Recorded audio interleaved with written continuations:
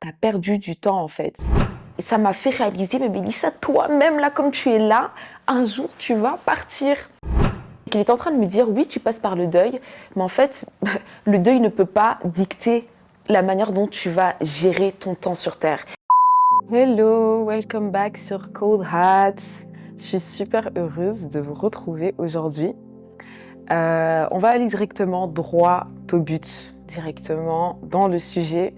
Alors aujourd'hui, en fait, je voulais qu'on puisse parler ensemble, partager ensemble sur un sujet qui, on va dire depuis quelques temps, qui est vraiment dans ma tête et qui me, on va dire, qui occupe mes pensées, si on peut dire ça comme ça.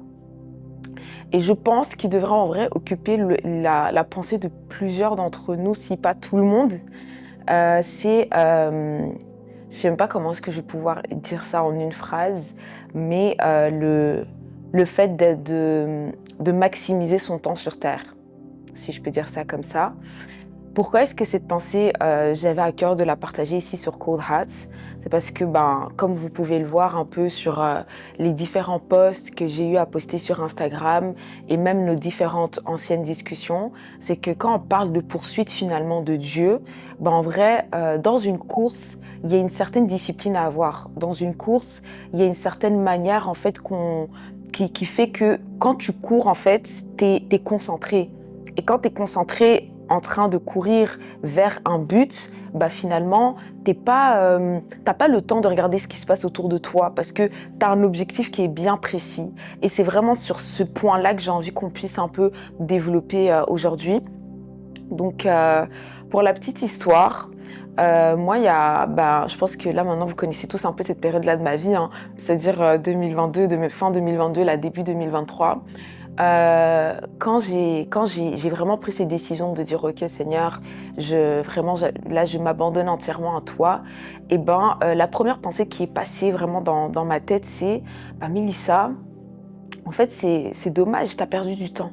C'est vraiment la première chose qui est venue dans ma tête, c'est t'as perdu du temps en fait. Toutes ces années là que t'as passées, qui sont passées devant toi, en fait, il y a des choses que tu aurais dû faire, mais que tu n'as pas pu faire.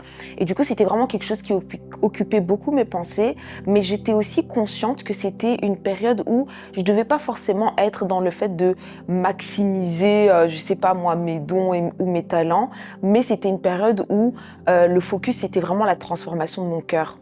Et du coup, quand j'ai compris que c'était ça le focus, en vrai, j'ai mis le focus sur ça, de toutes les manières possibles, que ce soit en allant chez un psychologue, que ce soit en allant demander de l'aide, en disant clairement j'ai besoin d'aide, j'ai besoin de personnes pour m'accompagner. Et c'est là où j'ai été connectée à plusieurs personnes de mon entourage qui ont joué ce rôle-là d'aide finalement, hein, et qui m'ont portée.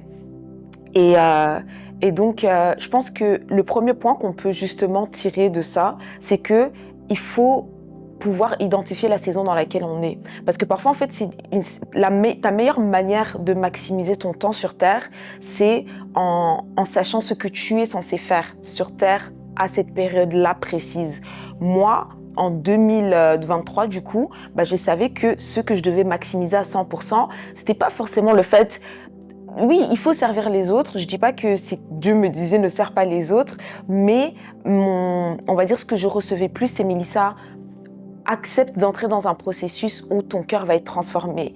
Et le fait de maximiser dans la transformation de mon cœur, d'investir, parce que ça a demandé de l'argent, d'aller consulter un psychologue, ça demandait aussi beaucoup de courage et de vulnérabilité, d'aller toquer aux portes et dire j'ai besoin d'aide et raconter ma vie.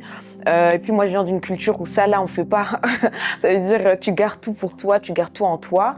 Donc moi ça m'a vraiment demandé beaucoup de courage. Et peut-être que là tu es dans une saison en vrai, Dieu n'attend pas de toi forcément que tu sois là et que tu sortes des projets ou quoi, mais peut-être que ta meilleure manière de maximiser la saison dans laquelle tu es, c'est d'aller toquer aux portes et demander de l'aide, c'est aller consulter un psychologue, c'est accepter de t'asseoir pendant un temps.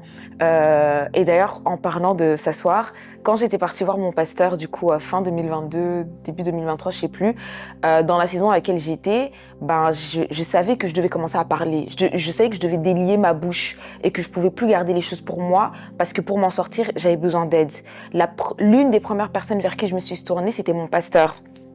Et quand j'étais partie le voir, moi, je sais pas à quoi je m'attendais, mais la première chose que lui il m'a dit, c'était quoi? C'est OK, Mélissa, assieds-toi pendant un temps. Genre, ne cherche pas à faire des choses, juste assieds-toi.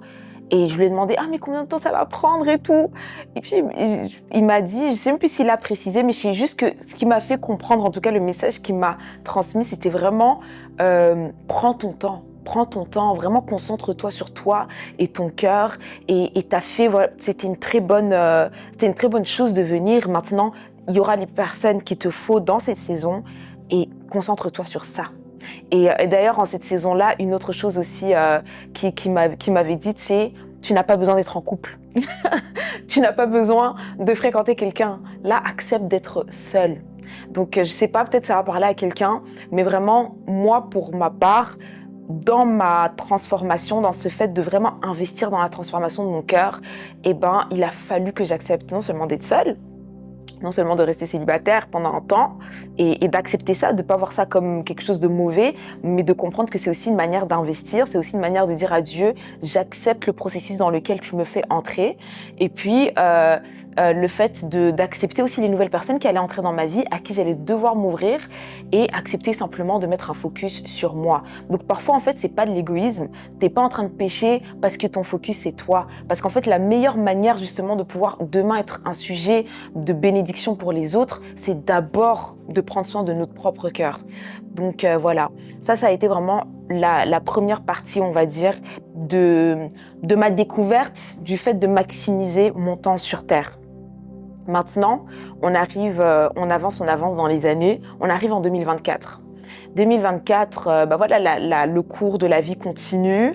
Et je vous avoue, que début 2024, je commençais à sentir un peu que je commençais un peu à me défocaliser de manière. Parfois, ça se fait de manière très subtile. Hein. Et une image d'ailleurs que Dieu est en train de me donner quand je cherchais une manière dont j'allais pouvoir vous communiquer un peu cette pensée, c'est qu'il me parlait d'un athlète. Par exemple, tu as l'athlète, quand il est en train de courir, il est focalisé sur son objectif, sur là où il veut aller, son but. Et ce qui fait que si maintenant il y a une personne dans le public qui tombe, l'athlète ne va même pas s'en rendre compte. S'il y a une personne dans le public qui l'appelle, qui est en train de crier son nom, Mélissa, tu cours trop bien, t'es la meilleure athlète. En fait, il sera pas défocalisé, que ce soit par les compliments, que ce soit par par les personnes qui vont essayer de montrer de l'intérêt, par les personnes même qui vont peut-être juger, par les personnes qui vont essayer de distraire. Il va même pas se rendre compte de ce qui se passe autour de lui. Pourquoi? Parce qu'il est focalisé. Et du coup, dans ce processus-là, il faut vraiment qu'on puisse être... et vraiment, je parle aussi pour moi parce que c'est un travail de tous les jours. C'est vraiment être... en fait, de faire attention à toutes les distractions possibles. Parfois, la distraction, ça peut même être les bonnes choses que tu fais, le fait de vouloir aider les gens, mais alors que là, peut-être, Dieu, il a envie que tu sois dans sa présence, et toi, t'es là, t'es en train d'appeler, t'es en train de courir partout, t'es en train d'aller vers les gens, etc. Alors que là, t'es juste censé être dans le calme, et ne pas accepter, on va dire, les bruits parasites autour de toi.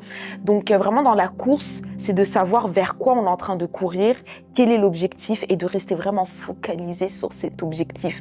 Ne pas accepter de se détourner, de commencer à regarder vers autre chose.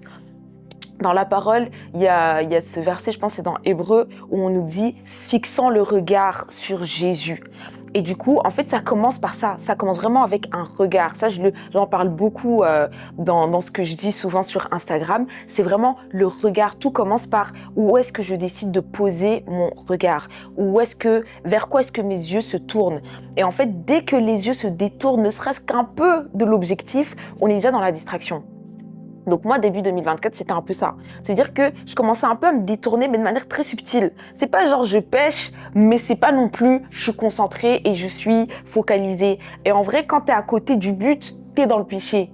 En vrai de vrai. Parce que nous, on croit trop le péché, en vrai, c'est les autres choses. Mais parfois, le péché, le péché, c'est être à côté du but, c'est manquer le but. Donc quand déjà nos yeux se détournent et qu'on n'est plus focalisé sur le but, on est déjà en train de pécher d'une certaine manière parce qu'on n'est plus concentré sur ce que le Seigneur veut pour nous.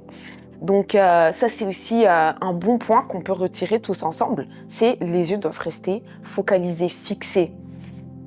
Mais maintenant, on avance en 2024. Je passe par une période assez difficile, un temps de deuil. Là, mon papa, du coup, nous quitte en mai 2024. Mai 2024, mon papa nous quitte. Et là, ben, en vrai, les épreuves, parfois, c'est l'une des meilleures manières pour être défocalisé.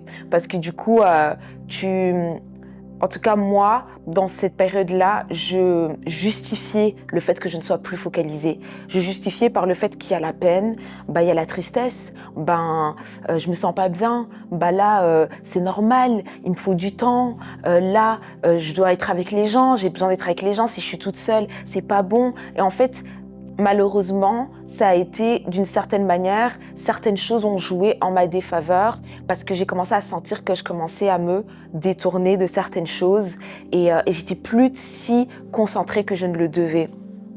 Et ça a été l'une des premières choses que j'ai pu, moi, remarquer qui a pu se passer quand j'étais dans cette période-là de deuil.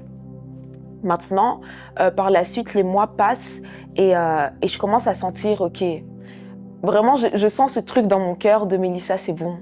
Là, pas en mode c'est bon, le deuil est terminé, parce que chacun prend le temps qu'il faut. Mais c'est comme si Dieu me disait, Mélissa, lève-toi. Vraiment, lève-toi et continue ta course en fait. Continue ta course. Tu peux pas rester par terre longtemps. Et cette période-là, quand j'entends cette voix et que je dis et que je réalise qu'effectivement, Seigneur, c'est vrai, il faut que je me relève, il faut que la course continue. Et la première chose à laquelle Dieu a la première chose que j'ai commencé à recevoir et que j'ai commencé à apprendre, c'est vraiment le fait de maximiser son temps. Mais là, ça avait pris une toute autre ça avait pris un autre goût, si je peux dire ça comme ça. Parce que quand tu viens de perdre un être cher, c'est comme si finalement la mort, elle nous ouvre les yeux sur les réalités de la vie et sur le fait que, en fait, c'est vrai, je suis pas éternelle. Et je pourrais pas éternellement dire à Dieu, je ferai, oui, demain, etc. Et j'étais là, dans la peine, vraiment le cœur encore très lourd. Et du coup, je me rappelle, j'ai fait une prière à Dieu. J'ai dit une chose, j'ai dit Seigneur, j'entends ce que tu me dis, mais là tu vois en fait la peine de ce deuil et ce que ça crée en moi, même ce que ça vient un peu ralentir dans ce que tu es en train de faire en moi. Du coup, Seigneur, moi je vais faire un truc, tu fais le reste. Je me suis attachée à cette parole qui nous dit venez à moi, vous tous qui êtes fatigués, chargés, je vous donnerai du repos. Ça, c'est la première partie. Maintenant, au verset 29, ça nous dit « Prends mon joug sur toi, laisse-moi t'enseigner. » Donc, prends mes instructions, parce que je suis doux et humble de cœur, et tu trouveras du repos pour ton âme. Et puis, le verset 30 dit « Parce que mon joug est facile à porter, et mon fardeau te donnera en gros de la légèreté. » Ça, c'est vraiment ce que ça dit dans la version NLT en anglais. Et j'aime bien en fait le verset 30 parce que c'était vraiment une révélation que Dieu m'avait donnée à ce moment-là où il me disait, c'est vrai que j'avais pas prévu de parler du deuil, mais voilà, ça peut être ça va être un petit aparté comme ça pour ça. Ça, c'était vraiment le verset que Dieu m'avait donné. Il avait dit, en vrai, prends mon fardeau à moi et tu verras que tu seras allégé. Occupe-toi de mes fardeaux parce que mes fardeaux à moi sont légers. Et en fait, quand tu vas porter ces fardeaux-là, c'est comme si tu seras en train de porter quelque chose, comme une feuille en fait. Tu n'auras rien à porter, c'est léger. Là où quand tu dois porter ton propre fardeau, le fardeau du deuil, le fardeau de la tristesse et tous les questionnements qui viennent avec, ça c'est trop lourd et ça va te fatiguer. C'est vraiment ce que j'avais reçu. Et j'avais dit, ok Seigneur, il n'y a pas de souci. On va faire ça comme ça. Et du coup, je me disais, mais maintenant, il faut faire quoi? Et c'est là, en fait, Dieu a commencé à vraiment ouvrir mes yeux sur l'importance de bien compter ses jours ici sur Terre et de comprendre, en fait, qu'on n'est pas ici éternellement. Mais dans le temps qui nous est donné, en fait, le temps qui nous est imparti, il y a des choses qui doivent sortir de nos vies. Il y a des choses qui doivent être accomplies. Et en vrai, ça a commencé avec un oui. Vraiment, ça a commencé avec un oui. Je ne savais pas là où Dieu voulait m'emmener, etc. Mais il y avait juste un oui. Et je me rappelle, c'était une période où à l'église, on n'était plus très active avec les jeunes femmes. Et c'était la première chose qui était montée dans mon cœur. J'ai dit, ok, Seigneur, tu m'avais donné des instructions là. Parce qu'en plus, il parle d'instructions. Et vraiment, je me suis dit, je vais retourner aux premières instructions que Dieu m'avait données il y a quelques années, mais que j'ai délaissées, où j'ai mis de côté ces instructions-là. Je suis retourner dans ça. Et ça a été mon focus. Ça a vraiment été mon focus, c'est servir les jeunes femmes dans mon église. Et je vous assure que j'ai reçu un repos et une légèreté dans mon cœur, une joie que je n'avais plus. En fait, il y a tellement de choses qui ont commencé à renaître en moi quand juste j'ai échangé mon joug avec celui de Dieu. Donc ça, c'était vraiment un aparté, c'était pas vraiment ce que je voulais dire. Là où je voulais plutôt appuyer mon point, c'était que dans cette saison-là de deuil, c'était que en fait, j'avais compris une chose, c'est que en fait, on n'est pas éternel. Parce que mon papa, quand il est parti, c'était pas quelque chose qui était prévu. Il n'avait jamais eu de maladie, il n'avait jamais rien eu. Donc c'était vraiment quelque chose de, comme ça, d'un coup, du jour au lendemain. Vraiment, pour le coup, c'était du jour au lendemain. Et ça m'avait traumatisée, parce que je me suis dit, mais comment c'est possible comme ça, du jour au lendemain, une vie, en fait, toute une vie se termine finalement, et nous, toutes les personnes autour, on est totalement ébranlés et tout. Et je me suis dit, mais ça c'est quoi? Et vraiment, ça m'a fait réaliser, mais Mélissa, toi-même, là, comme tu es là, un jour, tu vas partir. Et il y a un livre, je pense que je vous en ai déjà parlé en plus dans une autre vidéo, c'est le livre du pasteur Alain Patrice qui parle de l'éternité. Je pense que c'est la conscience de l'éternité, un truc comme ça. Et en fait, une vie sur Terre, ou je sais, en tout cas, ça parle de l'éternité. Et je sais qu'il y a une partie, moi, qui m'avait beaucoup parlé. C'est qu'en fait, il parlait de la mort, et je pense que je vous ai aussi déjà parlé de ça d'ailleurs. Il parlait de la mort, mais comme étant quelque chose dont on doit... une chose dont on doit penser.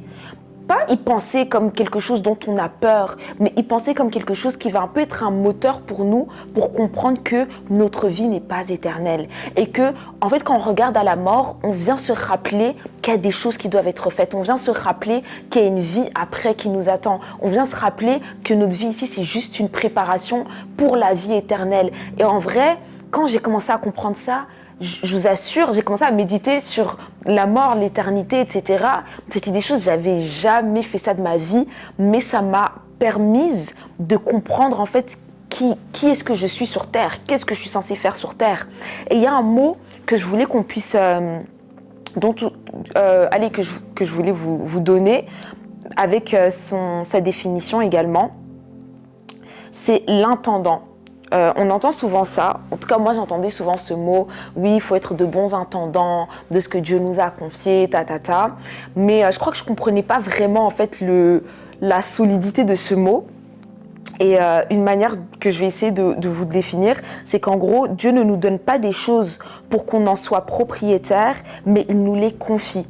Ça veut dire que quand tu es un bon intendant, tu es conscient que tout ce qui t'a été donné par Dieu, c'est quelque chose qui t'a été confié. Le temps qui t'a été donné, c'est pas ton temps. En fait, c'est le temps que Dieu me confie. Je suis pas propriétaire de ce temps. Donc, je ne peux pas moi-même décider. Par exemple, là, on est en 2026. Là, on est en train de filmer la vidéo. On est en fin 2026. Là, peut-être le temps que ce soit fin 2025, pardon. On est en train d'entrer en 2026. Et peut-être que quand la vidéo elle va sortir, on sera en mars, je sais pas. Mais peu importe le temps de l'année, souvent quand on prépare nos années, on prépare notre mois, je crois qu'on focalise nos regards sur la mauvaise personne. C'est qu'on focalise nos regards sur nous-mêmes. Et on se dit, qu'est-ce que je veux faire? Qu'est-ce que je veux accomplir? Qu'est-ce qui se passe en cette année? Enfin, je sais pas, on va faire de nous les propriétaires de nos vies. Mais nous ne sommes pas les propriétaires de notre vie, en fait. Et juste ça débloque quelque chose dans notre mindset et dans notre manière de gérer notre temps et maximiser notre temps sur Terre. Et là, dans l'intendant, donc dans la définition d'un intendant, on comprend qu'en fait, l'intendant, c'est pas le propriétaire, c'est la personne qui a juste reçu la capacité de pouvoir gérer ce qui lui a été donné. Un jour, j'étais à l'église et il y avait un événement et il y avait une femme qui donnait un témoignage et elle a dit une phrase qui m'a marquée. C'était en 2019 ou 2020 que j'ai entendu ça. C'est resté dans ma tête. Elle parlait de ses enfants. C'était une grand-mère. Elle parlait du fait qu'elle a beaucoup d'enfants et beaucoup de petits-enfants. Et elle a dit j'avais beaucoup de stress en fait, j'étais souvent très stressée à l'idée de devoir m'occuper de tous ces enfants, m'assurer que tout le monde va bien, etc. Et un jour, Dieu m'a dit, mais tu n'es pas la propriétaire de ces enfants, tu es leur mère, leur grand-mère, mais c'est pas toi qui es responsable. Je suis responsable de toi, je t'ai juste confié ces enfants. Donc toi, ton seul rôle, c'est de t'occuper d'eux comme tu peux, mais tu n'es pas propriétaire. En fait, pour moi, on parlait d'enfants, mais moi, ça m'a parlé dans ma vie de jeune, pour aujourd'hui en tout cas, pour réaliser que je ne suis pas propriétaire de ma jeunesse, je ne suis pas propriétaire de mon temps, je ne suis pas propriétaire même de mes envies. Quand on est conscient qu'on est des intendants, on est conscient que tout ce qui nous est donné, c'est pour qu'on puisse en prendre soin. C'est juste quelque chose qui nous est confié. Ça ne nous appartient pas. En fait, c'est ça, notre vie sur Terre ici. C'est quoi? C'est que quand on va repartir devant le Père, la seule chose que Dieu va nous demander, c'est comment est-ce que tu t'es occupé de ce corps que je t'ai donné. Corps qui nous a confié, la famille qui nous a confié, les amis qui nous a confié, les dons qui nous a confiés, les talents qui nous a confiés, tous les moindres choses. En fait, quand on dit le corps, c'est vraiment tout. Ça veut dire la manière dont tu manges, la manière dont tu acceptes ce qui entre dans ton cœur. Donc même ton cœur, c'est quelque chose que Dieu te confie. C'est pas ton cœur, c'est le cœur de Dieu en fait. Et le corps aussi, parce que ça c'est un point que je voulais quand même aborder. C'est que le corps, quand on sait que le corps n'est pas à nous et que Dieu en est le propriétaire, la sainteté, on ne la voit plus de la même manière. Le fait de se préserver, c'est plus quelque chose... En fait, on voit plus ça comme un devoir ou une règle qui nous est donnée dans une religion par un Dieu comme ça lointain. Mais on comprend que demain, je repars vers Dieu, il va regarder toutes ces choses. Et vous savez, le verset là qui nous dit, oui, que on est censé être sans tache ni ride devant Dieu. Et ben en fait c'est ça. Ça veut dire que Dieu veut revenir prendre une épouse, pas une épouse qui est parfaite, mais une épouse qui a fait de son mieux avec ce qui lui a été confié. Une épouse qui était consciente que en fait tout ce qui est ici là c'est pas à moi, mais en fait c'est à mon époux. Et quand on est conscient de ça, on marche pas de la même manière. Quand on vient de se marier, le mindset il change. Et en fait c'est la même chose quand on est avec notre époux qui est Christ. En fait le mindset est censé changer dans notre manière d'être, de penser, d'occuper notre temps. Et donc c'est vrai qu'on parle de maximiser son temps, mais on parle de maximiser son temps sur terre. Notre vie, on doit la voir comme un jardin qu'on doit cultiver, qu'on doit garder. Le corps, on doit le voir comme un jardin qu'on cultive et qu'on garde. Les dons, les talents, on doit les voir comme un jardin qu'on cultive, qu'on garde. Les relations qu'on a autour de nous, on doit les voir comme un jardin qu'on cultive et qu'on garde. Et en fait, quand on voit les choses de cette manière-là, on est conscient qu'on a une responsabilité. Je suis responsable de mon temps. C'est pas les circonstances. Là, en l'occurrence, Dieu était carrément... Si je dois traduire ce que Dieu me disait en cette période en 2024, c'est qu'il est en train de me dire, oui, tu passes par le deuil, mais en fait, le deuil ne peut pas dicter la manière dont tu vas gérer ton temps sur Terre. Le deuil ne peut pas dicter la manière dont tu vas cultiver et garder ton champ. Et en vrai, c'est choquant, parce que tu peux dire, non mais Dieu, mais t'es un Dieu de compassion, quand même, comprends. Et c'est vrai qu'avec Dieu, il y a un temps pour tout. Et justement, il y a un temps aussi où Dieu il dit, c'est bon, genre là, tu t'as assez dormi, là, tu t'es assez reposé. Et donc voilà. Et du coup, 2025, c'est vrai que j'ai vraiment vu ça comme une année où il y avait cette... Je sais même pas comment je peux dire ça. J'étais un peu dans l'urgence. Ça veut dire que je faisais des choses que je ne faisais pas auparavant. Et je ne sais pas comment expliquer. Là où avant, je pense que j'ai vécu la plupart de ma vie en pensant que j'ai le temps. Souvent, je me disais, non mais j'ai le temps, non mais tranquille.